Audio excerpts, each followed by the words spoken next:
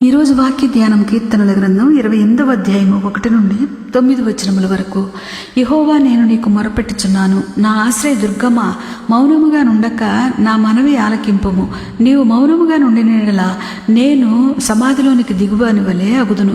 నేను నీకు మొరపెట్టినప్పుడు, నీ పరిశుద్ధ ఆలయము వైపునకు నా చేతులను ఎత్తినప్పుడు నా విజ్ఞాపన ధ్వని ఆలకింపుము.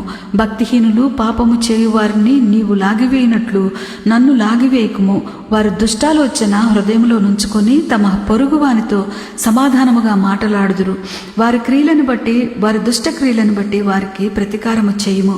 వారు చేసిన పనిని బట్టి వారికి ప్రతీకారము చేయుము. వారికి తగిన ప్రతిఫలమిమ్ము. యెహోవా కార్యములను వారు లక్ష్యపెట్టరు, ఆయన హస్త కృత్యములను వారు లక్ష్యపెట్టరు. కావున ఆయన వారిని వృద్ధి చేయక నిర్మూలము చేయును.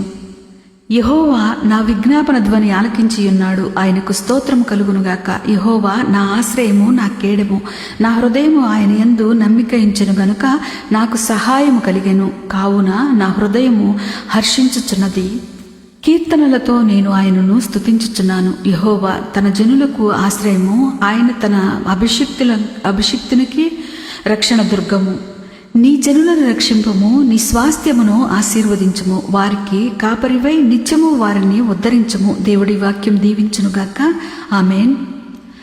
గతకాలమంతా కాచి